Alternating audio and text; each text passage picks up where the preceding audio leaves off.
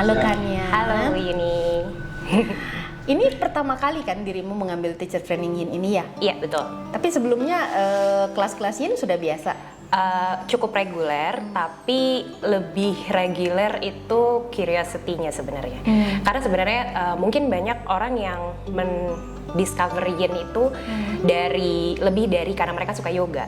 Kalau aku, jujur yang paling menarik, aspek yang paling menarik dari Yin itu adalah philosophical-nya. Karena aku merasa di setiap kelas Yin, aku selalu membawa ilmu baru dan new kind of awareness ya, gitu. Jadi aku selalu, di luar dari posenya, aku selalu merasa Yin itu nourishing aku juga gitu, secara self awareness, terus juga lebih memahami hal-hal yang terjadi di sekitar aku, dan gak hanya di dalam kehidupan pribadi ya, tapi di kantor, terus juga di ketemu networking, ketemu dengan orang lain, stranger, complete stranger, itu jadi punya different kind of awareness gitu loh Bu. Jadi itu yang utamanya membuat aku merasa Yin itu menarik.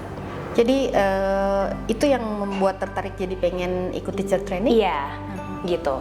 Oke, jadi kan ini Kania kan saat ini masih kerja office gitu ya, corporate ya.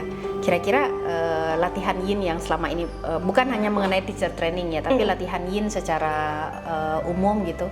Apakah itu kira-kira dibutuhkan oleh mereka yang sibuk gitu di dunia korporat? Mungkin kalau berkaca dari pengalaman aku bisa bilang itu sangat dibutuhkan. Karena gini sih Bu, kalau dari pengalaman aku ya, bekerja di kantor itu kan kita selalu, mungkin hampir selalu, tidak selalu, tapi hampir selalu itu objective driven.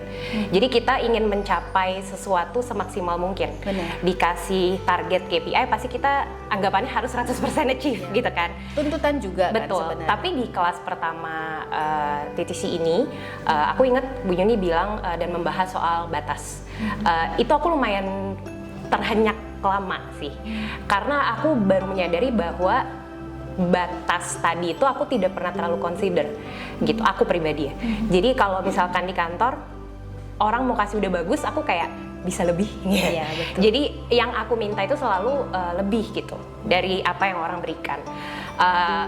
Tapi semakin aku minta mereka lebih, tapi akunya nggak puas-puas juga gitu. Terus hari ketiga kalau aku nggak salah, itu ada satu gerakan, terus Bu ini sempat lewat aja sih sebenarnya, dan bahas lagi soal batas itu, dan aku lumayan langsung berkaca pada hari-hari aku sih. Maksudnya aku juga jadi menyadari bahwa tadinya Yin pun aku ambisi gitu. Maksudnya kalau melihat orang melakukan pose tertentu pengen bisa. Tapi makin kesini aku menyadari bahwa mencari batas kenyamanannya itu juga it's an art sih sebetulnya gitu. Jadi sebenarnya aku dapatkan dari teachers training ini bukan cuman tadi keinginan untuk kemudian sharing info ini, tapi juga sebenarnya banyak tentang kecintaan terhadap kenapa kita setiap minggu datang ke kelas yoganya, kenapa kita butuh mencari tahu tentang diri kita sendiri, itu juga aku dapatkan dari kelas ini gitu. Ya kan kemarin hari ini juga kita kan ada sedikit latihan mengajar gitu ya. Bisa menikmati? Cukup menikmati meskipun agak nervous di awal. Sebenarnya nervousnya balik lagi karena ekspektasi tadi mungkin ya. Dan itu ekspektasi, setelah selesai sesinya aku menyadari bahwa ekspektasi itu sebenarnya dari aku sendiri, bukan bahkan dari orang-orang yang datang ke kelasnya. Dan aku menyadari itu di tengah-tengah sesi. Pada saat aku melihat muka mereka aman-aman aja kayaknya gitu. Suka overthinking ya karena ekspektasi betul. kita ya. Dan di situ justru aku mendapatkan sense safety itu gitu, kayak oh ya nggak apa-apa gitu. Dan ada beberapa hal aku sempat bikin skrip sebenarnya tadi malam, jujur aja, untuk kayak mempersiapkan sesi ini gitu. Tadi aku taruh di depan aku persis gitu kan, tapi bisa dibilang aku akhirnya nggak mengacu ke situ juga gitu. Jadi aku melihat beberapa poinnya, kemudian aku lihat teman-teman, terus kayak ya ngalir aja gitu. Jadi itu mungkin kalau misalkan yang aware atau misalnya Mbak Dibi kenal gitu ya, tau lah mungkin di awal shaky, tapi di akhir-akhir aku udah mencoba untuk ya udah balik ke aku yang sebenarnya seperti apa. Iya.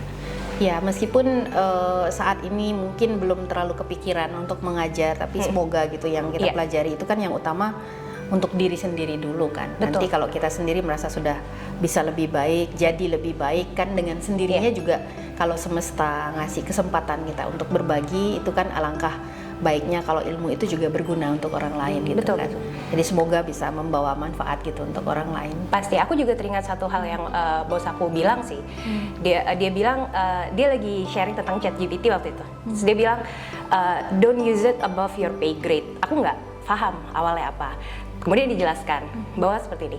Kalau kamu pandai menulis, kamu gunakan ChatGPT bisa membantu kamu karena kamu jadi tahu ketika itu baik atau buruk outputnya. Karena kamu punya talent atau punya kapasitas untuk menilai apakah itu baik atau tidak.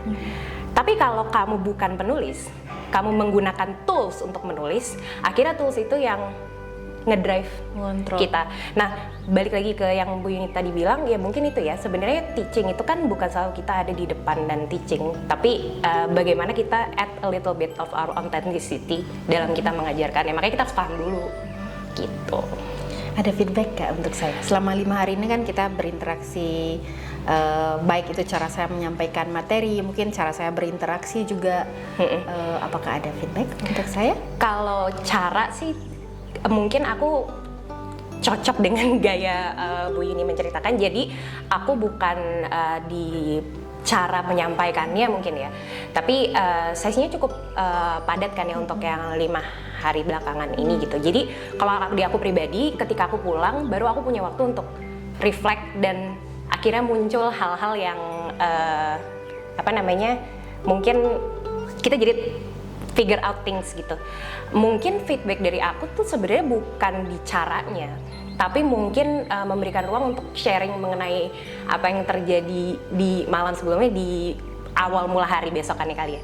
Karena kayaknya kadang-kadang mungkin pengen cerita terus lupa karena materinya banyak banget, terus habis itu hilang gitu. Tapi kadang-kadang balik lagi tadi aku suka yang Bu Yuni bilang bahwa setelah sesi ini kan kita selalu bisa bertanya. Jadi mungkin aku journaling juga, jadi mungkin aku akan menggunakan itu untuk tanya-tanya. Ya, itu memang keterbatasan yang saya juga sadari di modul 1 ini, karena ini memang padat banget, yang mana saya merasa tanggung jawab saya harus deliver materinya yang membuat seperti tadi saya bilang, mungkin interaksi kita di awal itu mungkin tidak terlalu banyak, tapi di modul-modul yang lain yang memang saya punya waktu lebih banyak untuk berinteraksi dan materinya tidak sepadat sekarang. Kebiasaannya biasanya memang pagi ngobrol gimana, seperti biasa kan di sini paling nanya kemarin tidurnya gimana, hanya gitu kan. Nah, di modul yang lain yang materinya mungkin tidak sepadat ini, itu lebih banyak kita bisa menggali gitu. Semoga 5 hari ini terasa menyenangkan. Sangat menyenangkan, meskipun banyak materi tapi kayak tankinya masih cukup untuk bisa menerima lebih lagi. Terima kasih Kak Nya.